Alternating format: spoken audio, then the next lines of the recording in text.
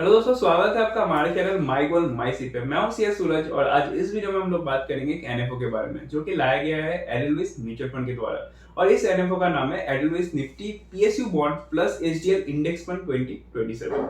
तो चलिए देखते क्या है ये एनएफओ।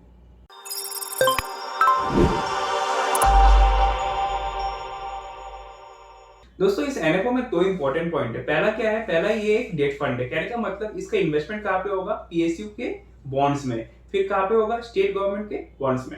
और दूसरा इंपॉर्टेंट पॉइंट है कि इसका एक मैच्योरिटी डेट है, एक टाइम के बाद ये मैच्योर हो जाएगा। कहने का मतलब अगर आप आज इस फंड में पैसे लगाओगे तो एक टाइम के बाद वो मैच्योर होकर आपका बैंक में वो पैसा आ जाएगा। हालांकि आप मैच्योरिटी से पहले ही पैसे निकाल सकते हो, but this is also important feature मैं कहूंगा इस वन फंड के।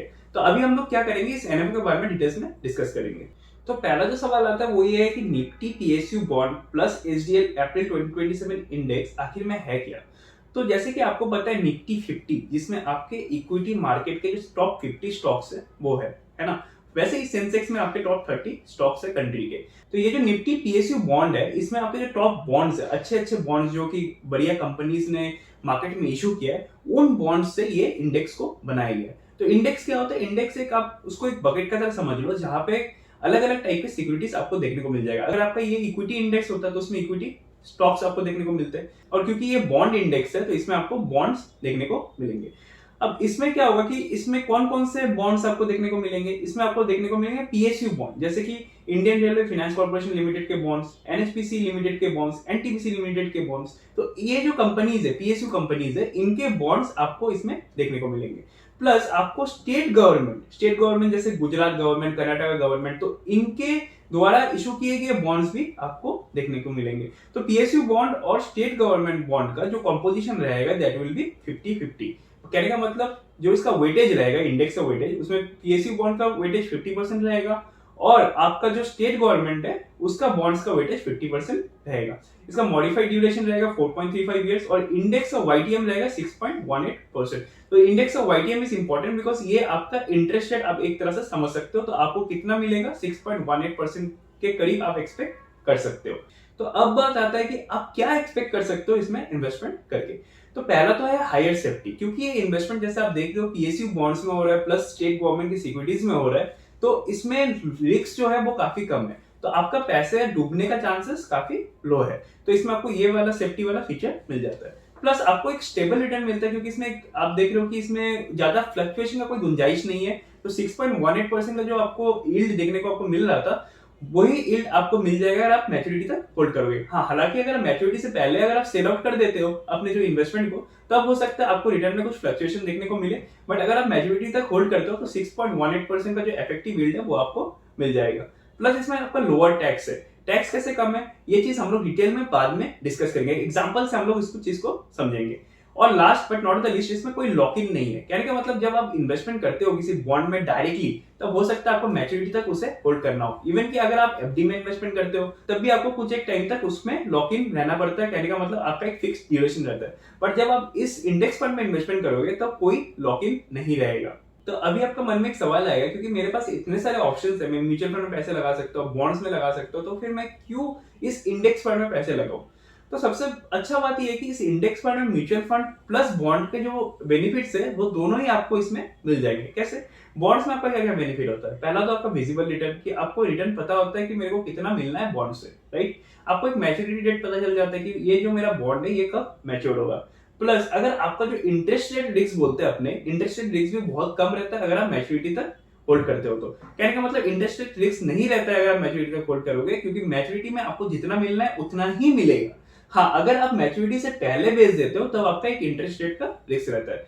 अब म्यूचुअल फंड में क्या बेनिफिट है? मेरे को म्यूचुअल फंड में बेनिफिट मिलता है डाइवर्सिफाइड एक पोर्टफोलियो का, कि आपका पैसा काफी सारे जगहों में लगाया जाता है, तो मेरे को एक डाइवर्सिफिकेशन बेनिफिट मिल जाता है। प्लस आपका जो पैसा है वो प्रोफेशनली मैनेज होता है। कहने का मतलब एक प्रोफेशनल आपके पैसे को मैनेज करता है। प्लस ये काफी टैक्स एफिशिएंट भी होता है। ये जो मैंने आपको बेनिफिट्स बताए बॉन्ड्स और म्यूचुअल फंड के, ये आपको इंडेक्स फंड में तो मिलेंगे ही, प्लस आपको और भी बेनिफिट्स है। क्या बेनिफिट्स है? पहला तो आपका लिक्विडिटी, आपका जब भी मन करे आप इसमें इन्वेस्टमेंट कर सकते हो, जब भी आपका मन हो आप अपने इन्वेस्टमेंट को सेल आउट कर सकते हो। तो लिक्विडिटी बेनिफिट आपको मिल गया। दूसरा लो कॉस्ट, इसमें एक्सपेंस रेशियो जो है वो काफी कम है। Plus transparency. ट्रांसपेरेंसी किस तरह से है? ट्रांसपेरेंसी आप इस तरह से समझ लो, जो इंडेक्स में बॉन्ड्स है, बॉन्ड्स मतलब जो पीएसयू बॉन्ड्स है प्लस आपके जो स्टेट गवर्नमेंट के जो बॉन्ड्स है, सिमिलर बॉन्ड्स में आपका इन्वेस्टमेंट किया जाएगा, उससे बाहर कहीं पे भी इन्वेस्टमेंट नहीं किया जाएगा। तो जो बॉन्ड आपके इंडेक्स में उसी में इन्वेस्टमेंट होगा। तो निफ्टी के जो इंडेक्स है, निफ्टी के जो पीएसयू बॉन्ड के जो इंडेक्स है, उसको फॉलो करते हुए आपका इन्वेस्टमेंट को किया जाएगा।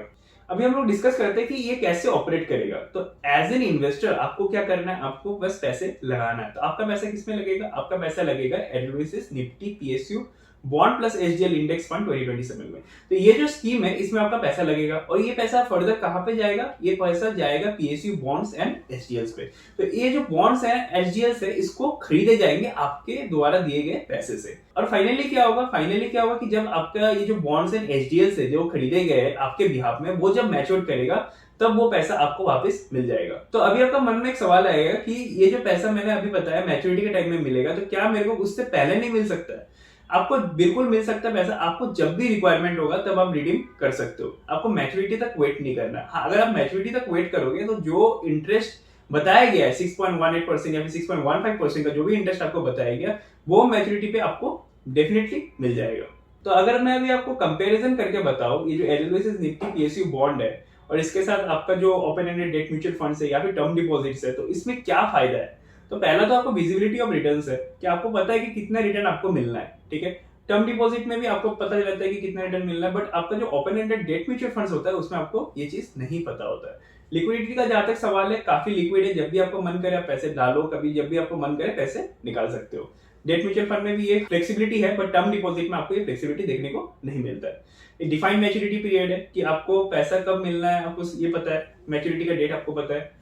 प्लस ये जो आपका टैक्स एफिशिएंसी भी है। टैक्स एफिशिएंसी किस तरह से? इसमें आपको इंडेक्सेशन बेनिफिट मिल जाता है, क्योंकि एक डेट म्यूचुअल फंड है इसलिए आपको इंडेक्सेशन का बेनिफिट मिल जाएगा। और आप हम लोग देखेंगे कि टैक्स में कितना सेविंग्स आपको होता है इसमें इन्वेस्टमेंट करके।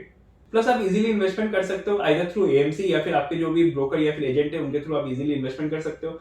And last but not the list, इसमें आपको डाइवर्सिफिकेशन बेनिफिट भी मिल जाता है, क्योंकि आपका पैसा कोई एक बॉन्ड में नहीं लगाया जा रहा है, काफी सारे बॉन्ड्स में लगाया जा रहा है, तो आपको एक डाइवर्सिफिकेशन बेनिफिट भी मिल जाता है। तो जैसे कि मैं आपको बता रहा था कि मैं आपको टैक्स के बारे में बताऊंगा कैसे आपको इंडेक्सेशन बेनिफिट से फायदा होता है, एंड पोस्ट टैक्स रिटर्न इसमें काफी ज्यादा है as compare to traditional instrument. तो जैसे कि आप स्क्रीन में देख पा रहे होंगे कि ट्रेडिशनल इन्वेस्टमेंट और जो एडवाइसेस निफ्टी पीएसयू बॉन्ड, दोनों में अगर आप 1 लाख रुपीस के इन्वेस्टमेंट करोगे, और हम लोग मान लेते हैं कि जो रेट ऑफ रिटर्न है ट्रेडिशनल इन्वेस्टमेंट में है 5.4%, और ये जो इंडेक्स फंड है इसमें है आपका 6.18%। अभी आपको जो इंडेक्सेशन बेनिफिट मिलेगा वो 6 साल के लिए मिलेगा। 6 साल के बाद आपका मैच्योरिटी का वैल्यू कितना हो गया? वैल्यू और मैच्योरिटी आपका ट्रेडिशनल इंस्ट्रूमेंट में है आपका 1,33,881 रुपीस, और आपका जो ये इंडेक्स फंड है इसमें है 1,39,471 रुपीस। अब इंडेक्स कॉस्ट क्या होता है कि इंडेक्स कॉस्ट आपका जो इंडेक्सेशन बेनिफिट के लेने के बाद आपका निकलता है, दैट इज 1,26,532। इंडेक्सेशन का जो बेनिफिट है वो हमें सिर्फ इस डेट फंड्स में देखने को मिलता है। तो इन दिस केस आपको इंडेक्स फंड में भी इंडेक्सेशन का बेनिफिट मिलेगा। तो इंडेक्सेशन का बेनिफिट का मतलब क्या होता है? ऐसा समझ लो कि कोई भी चीज जो आज 100 रुपया में मिल रहा हो, क्या हमें 1 साल के बाद 100 रुपया में मिलेगा? बिल्कुल नहीं मिलेगा, क्योंकि महंगाई के कारण उसका प्राइस बढ़ जाएगा, है ना। तो महंगाई के चलते अगर प्राइस बढ़ रहा है तो हमें तो उसका बेनिफिट भी तो मिलना चाहिए। तो इसलिए क्या होता है, हमें एक इंडेक्सेशन बेनिफिट दे दिया जाता है। तो हम लोग ये एज्यूम कर रहे हैं इस एग्जांपल में कि इन्फ्लेशन का रेट 4% है, तो 6 साल के बाद इन्फ्लेशन एडजस्टेड रेट मेरा कितना होगा? That is 1,26,532 rupees, that is my index cost. अब क्या होगा कि जो हमारा जो मैच्योरिटी में जो अमाउंट आना है उससे हमें क्या लेस करना है? जो हमारा इन्वेस्टमेंट अमाउंट है। तो ट्रेडिशनल इन्वेस्टमेंट का केस में क्या होगा कि 1,33,881 से आपको 1 लाख रुपीस को लेस करना है। सो आपका टैक्सेबल अमाउंट कितना होगा? 33,881 रुपीस। बट आपका जो ये इंडेक्स फंड है इस केस में आपको जो इन्वेस्टमेंट अमाउंट है वो लेस नहीं करना है, आपका इंडेक्स कॉस्ट को लेस करना है। तो इंडेक्स कॉस्ट मेरा कितना हो गया? इंडेक्स कॉस्ट हो गया 1,26,532। तो आपका जो मैच्योरिटी में अमाउंट कितना है? 1,39,471।